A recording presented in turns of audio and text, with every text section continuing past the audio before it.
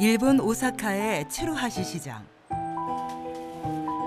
좁은 시장 골목으로 들어서면 김치와 각종 반찬을 비롯해 한국 식품은 없는 게 없을 정도인데요. 마치 우리나라의 전통시장에 와 있는 것 같은 느낌이 들 정도로 낯익은 모습입니다.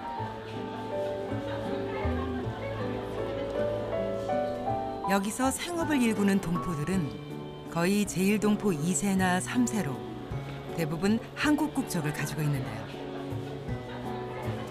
하지만 이들의 자녀들은 일본 국적을 취득한 경우가 대부분입니다. 이른바 귀하자라고 부르죠. 취직이나 그 결혼 상대분이 일본 분일 수도 있잖아요. 그런 것을 생각하다 보면은 그 한국에서 그냥 사는 계획도 없고 일본에서 그냥 여기서 가정도 가지고 하다 보면은 귀화한 게 편하다.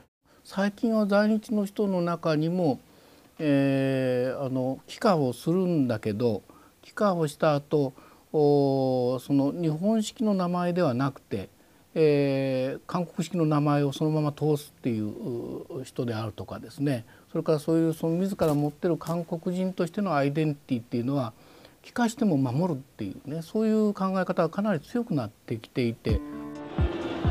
일본 국적으로 바꾸는 것은 곧바로 일본인이 되는 것일까요? 제1동포들은 어떤 이유로 귀화를 선택하는 것일까요? 그리고 그들을 우리는 어떤 시선으로 바라봐야 할까요? 제가 일본에서도 한국 사람이라고 완따당하고 한국 가서도 일본 사람이라고 완따당했어요, 저는.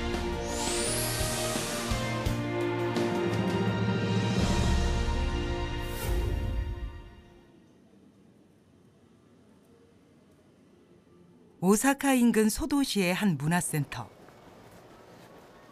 해가 질 무렵 이곳을 찾은 중년의 남자는 바로 제1동포 2세 장성호 씨입니다. 연극계에서 무대 감독으로 활동하는 장성호 씨는 한 젊은 극단을 도와주러 온 길입니다. 도착하자마자 곧 다가올 공연 무대를 어떻게 꾸밀 것인지 배우들과 회의를 시작합니다.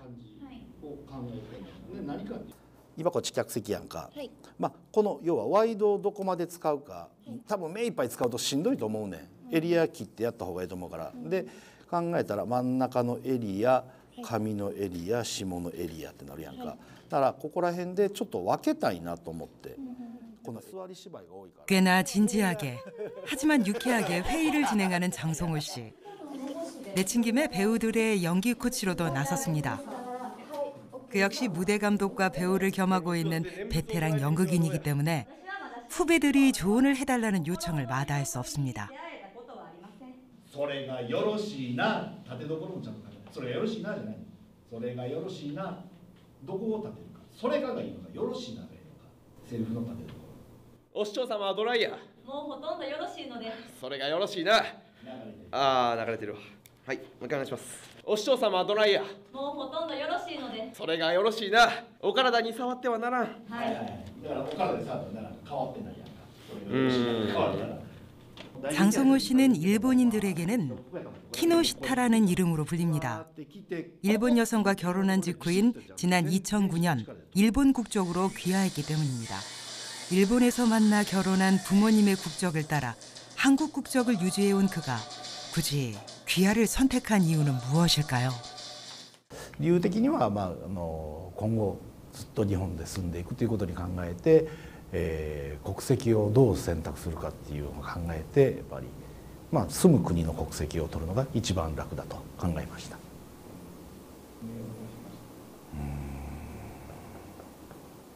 難しいな。だからいろ悩むのは悩みましたし、で僕の仕事で俳優の仕事をしながら、イベントの仕事とかも実はやってたりしますんで、その俳優の方は全然問題ないんですけども、イベントの仕事をする時にどうしても国家絡みのお仕事イベントがあったりしますんで、その時にやはり韓国籍だと除外されちゃうんですよね。 장성호 씨, 아니 키노시타 씨는 일본에서 태어나 일본 학교를 다니며 성장했습니다. 그러면서 자신이 제일 한국인이라는 사실을 친구들에게 밝히지 않았습니다.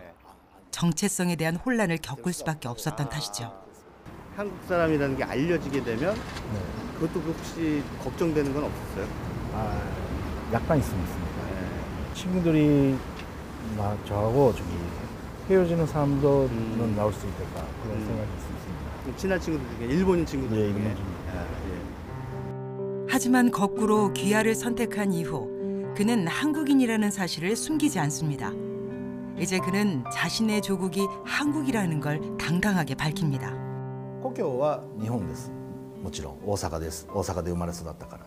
で、祖国はって聞かれるとやっぱり韓国ですっていうの。なぜそうなのかっていうと、やはり僕のお父さんとお母さん、アボジオモニが、韓国の人だ。韓国籍を持っている韓国人。だから僕も韓国人。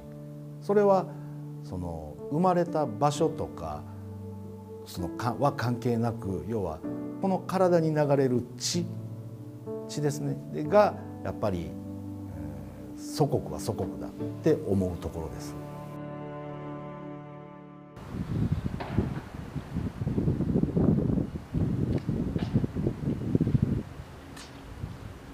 오사카 외곽의 한적한 주택가.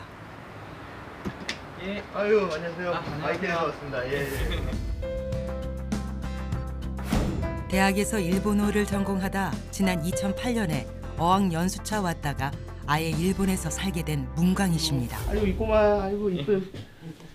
첫째예요? 예, 둘째요. 아 둘째. 예. 딸인데 딸인 것 같은데 그죠? 예, 딸이요. 이름이 린이요. 아 린. 예. 아.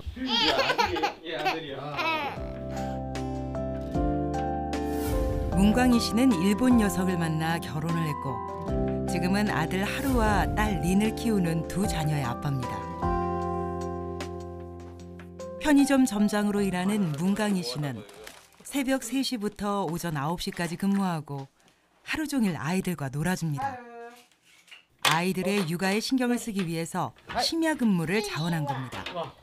밤을 새워 일하고 퇴근해서도 아이들만 보면 피곤이 달아납니다. 선택하신 거에 있어서 뭐 후회하신다거나 후회를 하는 생각은 없고요. 이제 대신에 잘 했나 하는 생각은 확실히 있긴 있는데요. 후회라는 감정이랑은 좀 다른 것 같아요. 아직까지 귀화를 했긴 했는데 이제 실감이 안 난다고 할까요? 귀화는 동포 2세나 3, 4세 이후 세대만의 선택은 아닙니다. 최근 일본에 정착한 제1동포, 이른바 뉴커머 동포들 가운데서도 일본 국적으로 바꾸는 경우가 적지 않은데요. 대체로 일본인 배우자와 결혼한 걸 계기로 귀화를 결심합니다. 문광희 씨도 그 가운데 한 명인데요. 그가 지난해 귀화를 선택한 이유는 역시 아이들 때문입니다. 아기를 낳고 보니까 이제 앞으로 이제 애들이 학교 들어가서 이제 저만 이제 성이 다르다거나 이름이 좀 이상하다던가 이런 얘기가 있었을 때 이제 애들한테 좀 악영향이 있지 않을까 싶은 생각이 들어가지고 이제 결혼할 때 이제 장인어른이랑 약속을 한 거는 귀화를 하겠다는 약속을 했는데 거의 그건 거짓말하고 그런 식으로 들어갔는데 뭐 실제로 귀화를 해도 되겠다 싶어가지고 이제 앞으로 애들의 장래를 생각해갖고 해두는 게 좋지 않겠나 싶었고 저는 해도 안 해도 별 상관이 없다고 생각을 했던 게 어차피 저는 저니까. 아이들의 장래를 위해 귀화를 선택하긴 했지만 문광희 씨는 자녀들이 일본인의 정체성만을 가지고 커나가길 바라지 않습니다. 한국인 아버지와 일본인 어머니 사이에서 태어난 것을 자연스럽게 받아들이도록 키울 작정입니다. 하루, 그리고 린. 아이들의 이름을 한국어로 불러도 크게 이상하지 않게 지은 것도 그 때문입니다. 한국인이라는 거를 다 알려주고 앞으로의 인생에 있어서 이 한국이라는 그 나라, 자신의 나라라고 이렇게 생각을 해줬으면 좋은 생각을 갖고 있기 때문에 예전 세대들은 한국어로 한국이라는 걸 다 숨기고 이렇게 살았는데 요즘 세대들은 확실히 그런 걸 다 알려주면서 이제 잘하고 있는 게 아닌가.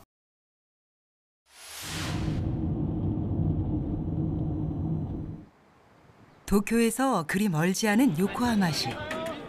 한 공원에서 주말을 맞아 벚꽃 축제가 열리고 있습니다.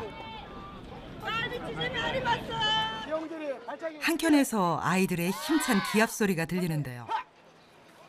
바로 이 지역 태권도장의 수강생들이 특별 시범을 보이고 있습니다. 절도 넘치고 힘찬 발차기, 묘기에 가까운 시범에 시민들의 탄성이 절로 나옵니다.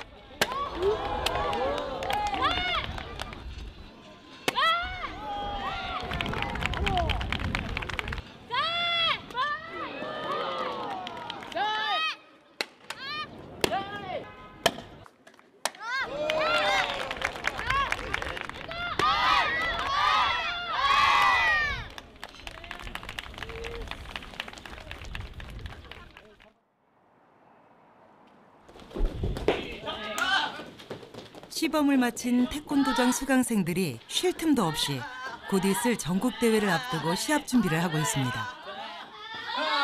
초등학교 저학년의 어린 학생들도 눈에 띄는데요. 그런데 좀 심한 게 아닐까 싶을 정도로 훈련 강도가 상당히 셉니다. 3시간 동안이나 계속된 강도 높은 훈련에 이어 겨루기 실습도 빠지지 않습니다. 상대를 계속 바꿔가며 쉬지 않고 겨루기 훈련을 이어갑니다. 태권도라 제일동포 자녀들이 있을 거라 생각할 수 있지만 선수들은 사실 모두 일본인 자녀들입니다. 蹴りが上手になったりとか段が上がることによってなんかこうレベルアップするから楽しいです。これから全日本大会とかに出て優勝することです。 수강생들의 훈련을 책임진 이는 바로 이 도장을 운영하는 강현숙 관장의 장녀 강지혜 씨.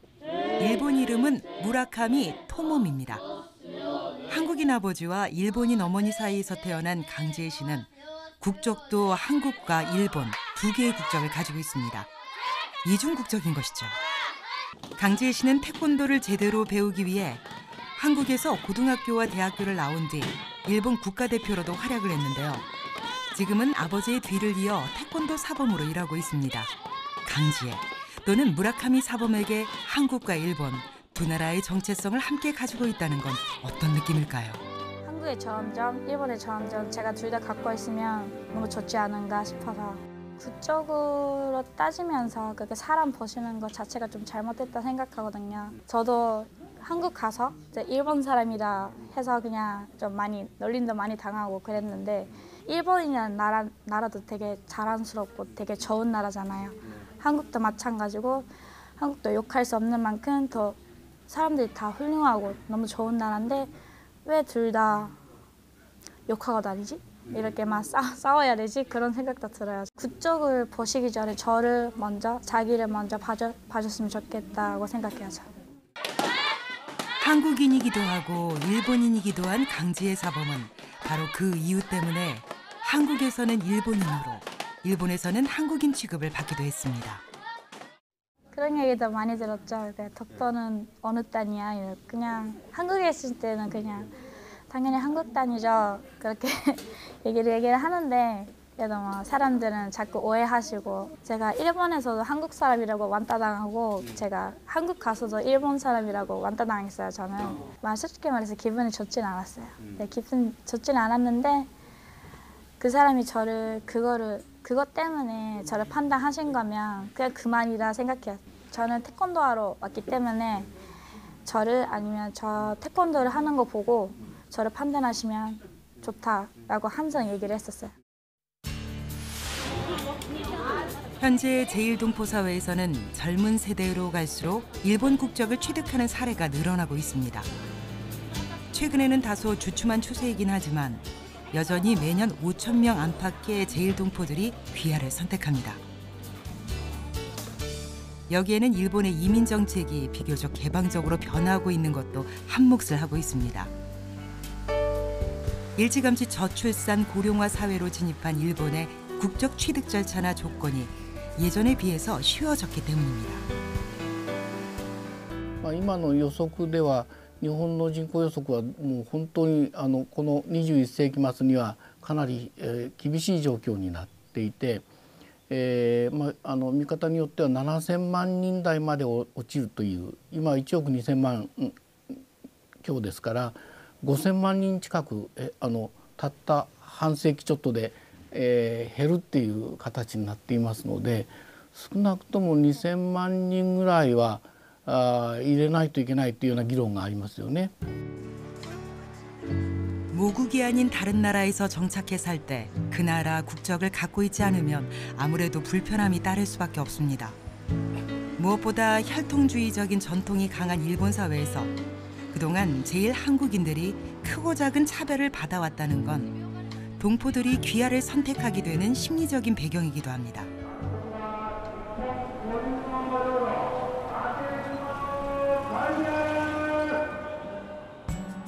예전에 비해 취업 차별은 많이 사라졌지만 귀화하지 않은 제1동포가 기업 활동을 할 경우 법인 등록이나 상장 등의 행정 절차를 밟는 과정에서 은근한 제약을 받는 사례도 적지 않습니다.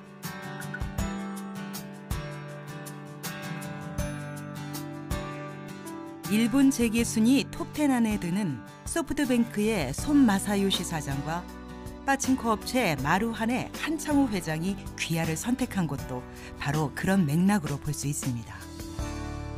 これはだから中国やアメリカやロシアのようにその国の国籍を取ってもコリアンジャパニーズとして生きていこうと模索している若者たちがたくさんいてですね、あまり彼らはその国籍を取得することは民族を捨てるというふうには考えてない。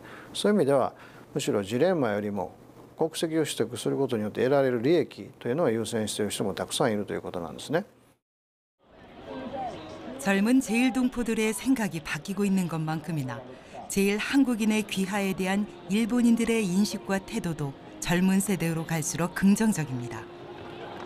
僕はやっぱり大歓迎で、ぜひぜひもう日本盛り上げていってくれたらなって逆に思う。人種は違ってもみんな同じなので、別にそれは日本に韓国人の方が日本に住む方が全然私はいいと思います。ですからまあ日本に帰化したけれども日本人と見なしてくれないというふうなそういうことを言う人たちもいて、おそらくこれは年寄りの世代の方たちはそうだろうなというふうに思いますけども、最近はあまりそういうことに日本の若者も気にしない頓着しない、誰が帰化した人かっていうふうなことはあんまり問題にしてないように思っています。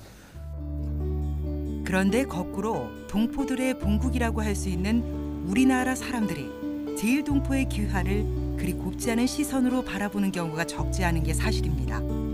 역시 한일 관계의 특수성을 의식하기 때문이겠죠. 한국의 이제 독도를 일본이라고 이제 계속 우기고 있잖아요. 예, 거기에 비해서 하니까 아무래도 안 좋게 느껴지는 거는 없지 않아 있어요. 자기의 본국을 버리고 일본 국적하는 거는 그닥 좋은 거는 아닌 것 같은데. 그러나 국적에 대한 제1동포들의 선택을 존중해야 한다는 목소리도 커지고 있습니다. 귀화자들 역시 넓은 의미에서의 우리 동포라는 얘긴데요. 그러기 위해서는 국적과 민족적 정체성을 별개로 바라보는 인식과 태도가 절실하다는 지적입니다. 민족성을 유지한다는 것과 국적이라는 것은 이제 구분해서 동일시할서는 필요는 없는 거니까 여기서도 그렇지만은 한국의 이제 본국 분들도 이제 제1교포들도 국적을 따도 그럼 뭐 3세까지 갔으면 따야지. 하지만 그들이 한국인으로서의 정체성을 갖고 그거를 계속해서 그 본국에게도 좋은 피드백이 됐으면 좋겠다. 이런 식으로 좀 생각을 해 주시는 방향으로 인식을 이제 좀 바꿔 나가야 될 것 같습니다. 우리는 100명, 150명, 200명 그런 족도로 생각하면은 하나였다. 그리고 세계적으로 흩어졌는데 근데 흩어지면서도 하나다. 이렇게 생각할 수가 있어요. 그러니까 분당 사고라 하면은 대한민국 국민이라는 걸 그 시발점을 하고 그거를 기준으로 두고 생각하는 거 아니라 이런 게 역사적인 맥락 속에서 어떤 사람은 국내에 남기게 되고 어떤 사람은 해외에 흩어지고 그런데 우리는 같은 맥락을 공유하고 있는 하나의 교례다. 외국인 체류자 200만 명 시대. 최근 우리나라도 급속도로 다문화 사회로 변화하고 있습니다.